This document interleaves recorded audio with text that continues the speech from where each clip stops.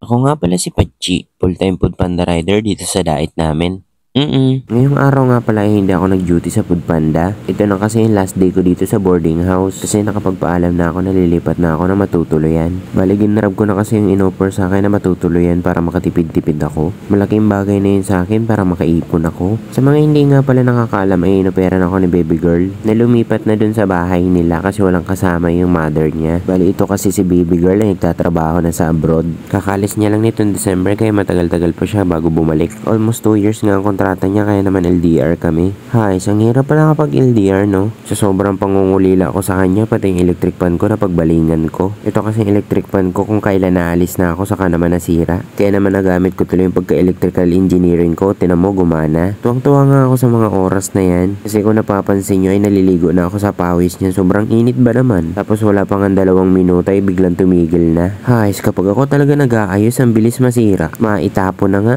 So ayun na nga hinakot ko na nga yung mga gamit ko. Ang una ko nga din na itong dryer ko. Ibebenta ko na nga itong dryer ko kasi ang hirap pala kapag madaming gamit. Ang hirap lumipat. Pag nakuha ko nga palang service ay ito si tatay. Tatay ito ni baby girl. Medyo nga nahihiya ako sa mga oras na to. Kasi ang nakuha kong service ay yung biyanan ko. Dito ko na lang nga siya pinag-antay sa labas kasi hindi kaya ipasok sa lobby sa sakyan. Dito kasi sa lugar namin sa Mantagba kaya nahirapan si Pachi maghanap ng service. Birang-bira dumaan dito ang mga tricycle kasi looban to. So ayun na nga ay pagkatapos ko nga maikarga lahat ay sumibat na kami ni tatay. Bali ang lugar nga pala na lilipatan ko ay dito lang sa Pandan. Habang ang binabaybay namin tong Puro 4 ng Mantagba ay saktong-sakto may nakita ako nagbebenta ng halo-halo. Dahil nga sa sobrang init ay napabili na ako nitong halo-halo na to. Hindi ko na nga carry yung init kaya nakahuba na ako. O sa mga hindi nga pala nakakaintindi ng huba, i-translate ko na nga ni hindi nakamamahirapan. Ang huba in English ay topless. Pag lalaki, pag babae, hubo. Hubuon tanan eh. Baka hubuon paning iba. O may nanodan na naman ka mo. So ayun na nga ay dumating na kami dito sa bahay ni baby girl. Na ibaba ko na din yung gamit dito sa loob ng bahay nila. Bali tutur ko kayo sa bago kong lilipatang bahay. Kung pansin nyo naman kompleto na may TV, may aircon. Tapos may sarili pa akong kwarto. Bali dito sa kwarto ay 2 lang kayo matutulog dito ni nanay. At pagkatapos nga ay dalhin ko kayo dito sa kusina nila. Ang laki ng bahay nila no, di ba ang ganda? So ayun na nga ay medyo nakakaramdam ako ng pagod kaya nagpahinga muna ako. Bali kasi nag-iipon lang akong lakas at isasalansan ko na yung mga gamit ko. Unti lang naman tong dinala kong mga gamit para kahit papano ay makatakas pa ako. Baka kasi hindi na ako palisin dito ni baby girl. Alam mo naman si Pachi ay laging pasigurado sa buhay. Biro lang.